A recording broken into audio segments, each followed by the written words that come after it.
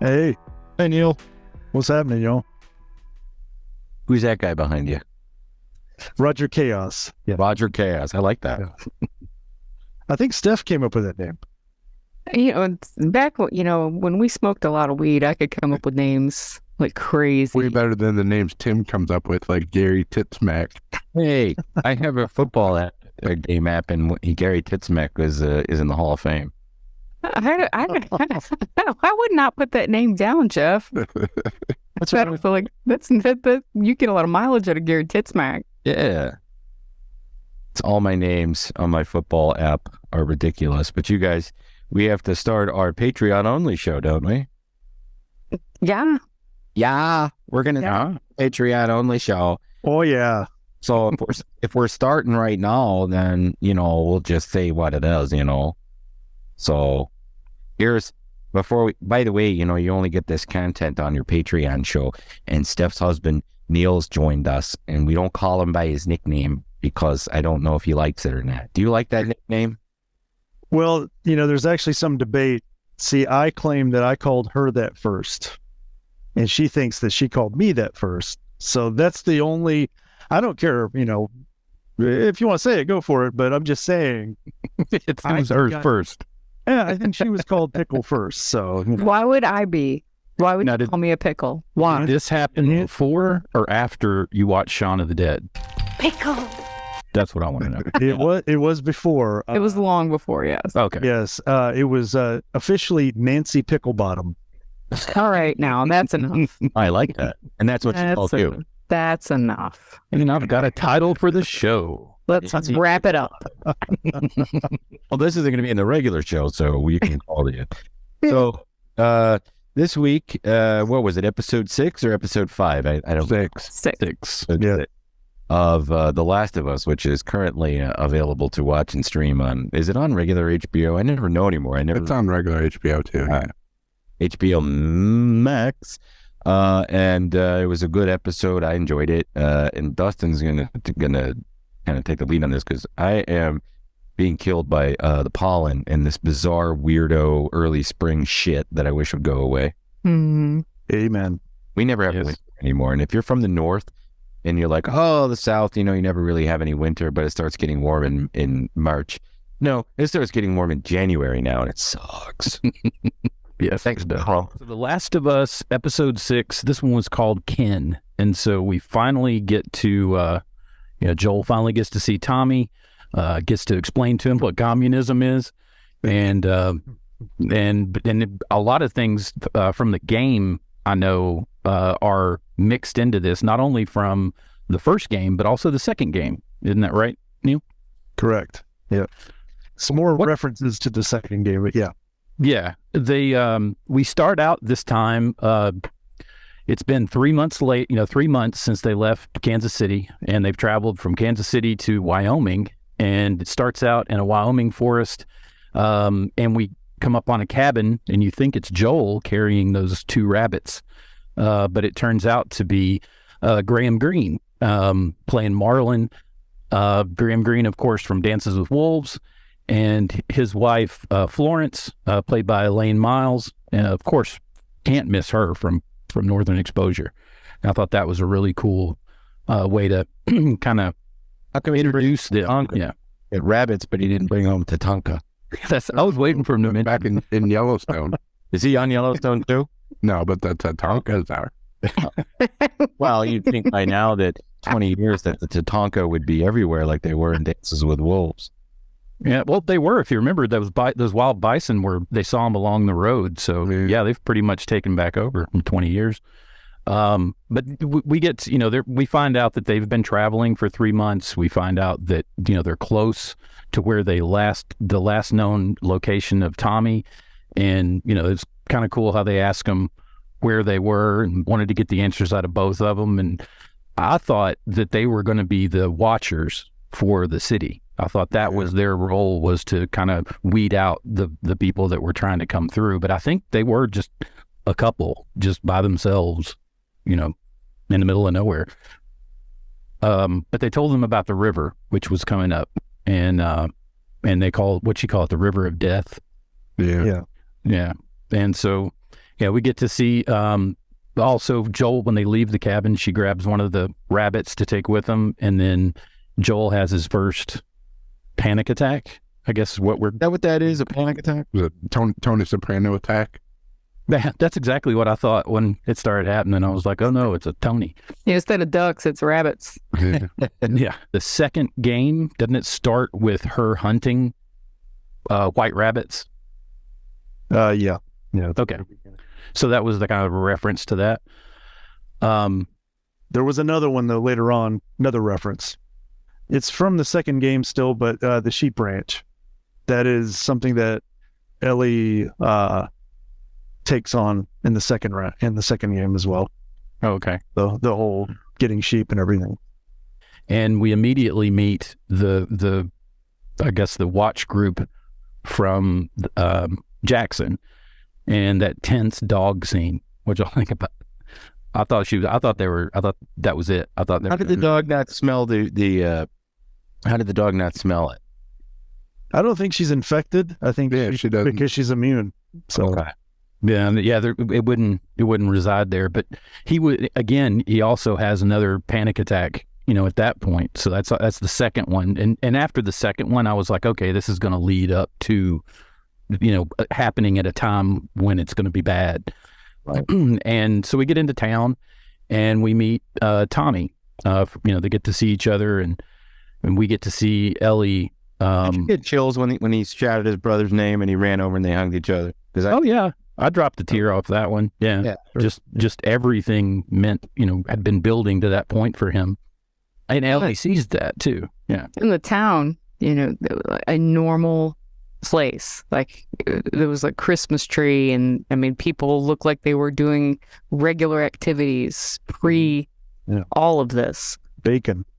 You got bacon. Well, they said now before they get to run into the search party, they do come upon the dam, and the dam is their stronghold in the game. Correct? It's not. It's a couple of years earlier. They haven't finished the dam yet. Yeah, that is correct. Yeah. Okay. Goddamn. So yeah, in the game, they're that's their stronghold is the dam. It's not that's Jackson, I guess, as opposed to the whole town being done and complete. And we get to meet Tommy's wife, who's a vampire. So Yeah, they manufacture V. yeah, that's what keeps the town afloat at this point. But yeah, that's let's see, that was Tara from True Blood. What was her name? Oh, I knew her. Tina Weasley. Rettina Weasley. Yeah.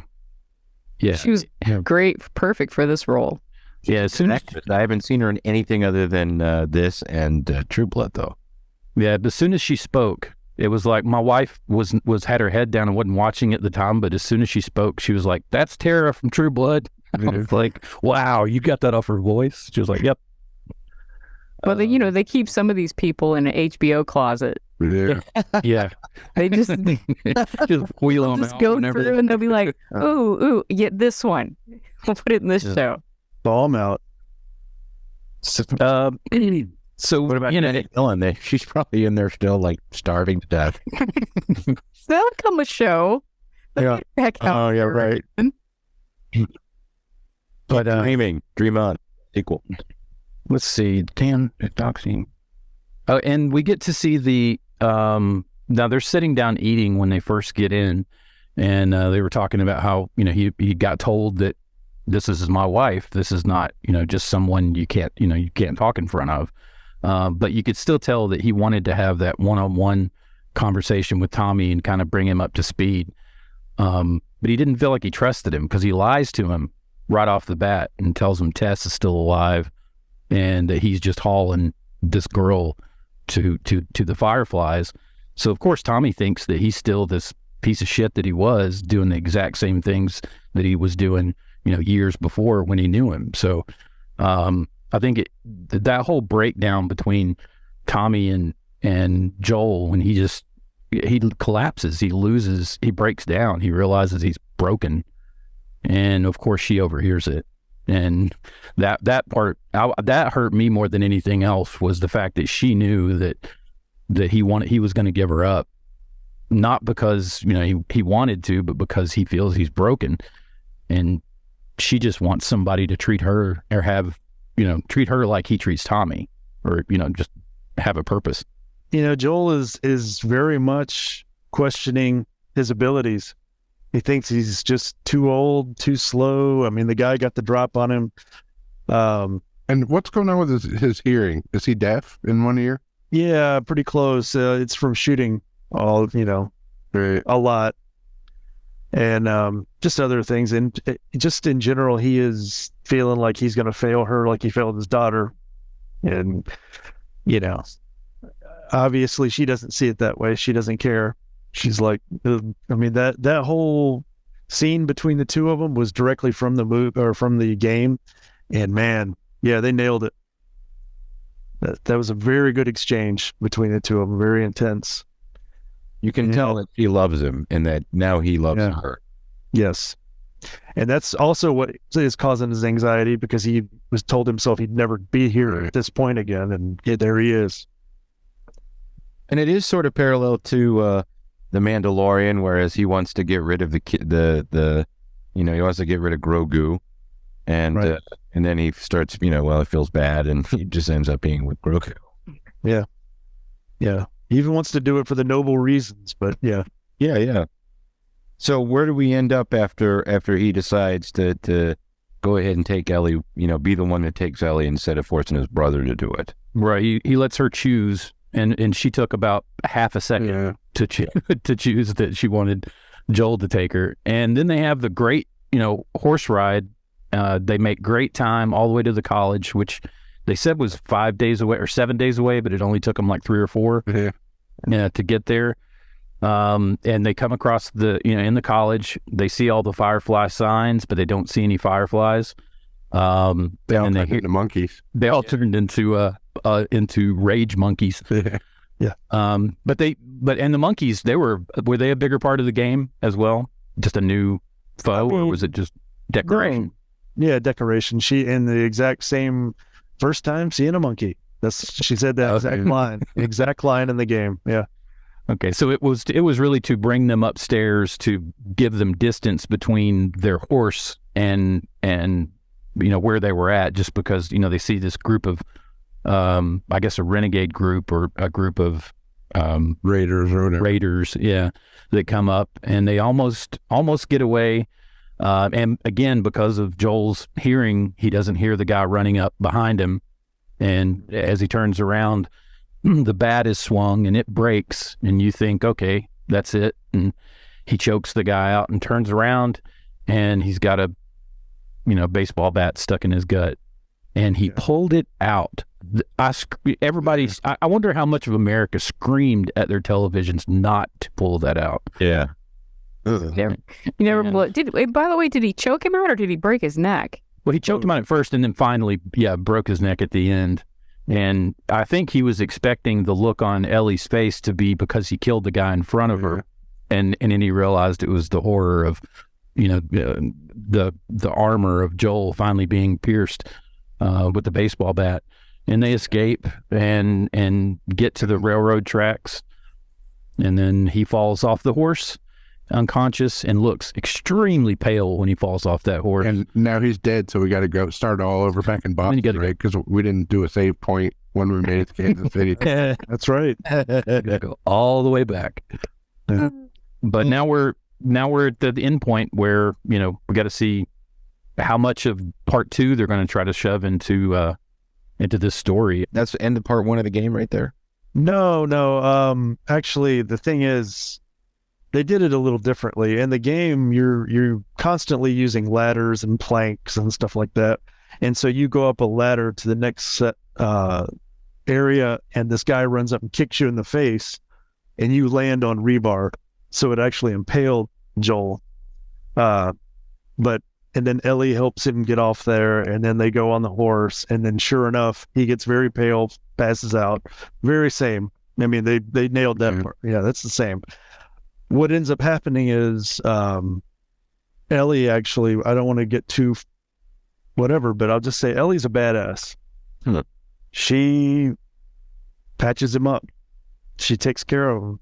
We're not going to see any of that. I bet next week it's because it's going to be the whole flashback episode, right? They're doing the whole flashback. They probably felt like they couldn't spend a whole episode showing her running around and getting supplies and patching them up. Right. But while she does that, she should run into a really, really bad group of guys. And yeah, like I said, she's a badass. Just that's it. That's his. I don't want to say too much more in case it reflects. But yeah. Yeah, I hope they do a flash. I hope they do it in pieces. Like she's taking care of him, and while she's taking care of him, she decides to tell him her story. And so I hope it kind of pieces back and forth, as opposed to episode 3, where it just you get nothing else but that side story. Right. But it was great. I enjoyed that episode. It actually put the story miles ahead of no pun intended, of where it was. But yeah, I'm looking forward to next week. And who's Dina? People are talking about Dina. Oh, the what girl? Yeah. Walk around like Stone Cold Steve Austin saying, "What?" Yeah. It was a funny meme, Dustin, by the way. Oh, yeah, that was he won that round. That was a friend of mine. He made that one. Although I did remake it and make Grogu brighter so you could see him a little better. He was a little dark. Girl that she says what to does turn out to be a character that we'll see later on, correct? If it is Dina, yeah, that's pretty much I wouldn't say marriage, but they might as well be.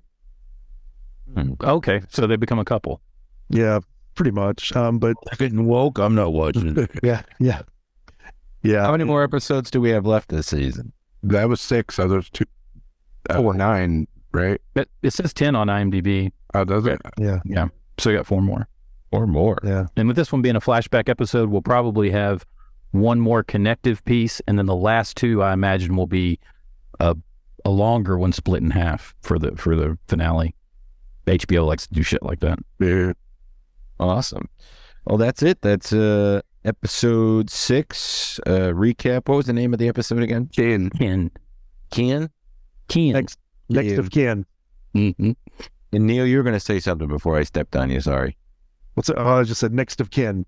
Next of kin. Yeah. Little Patrick Swayze action. Hell yeah.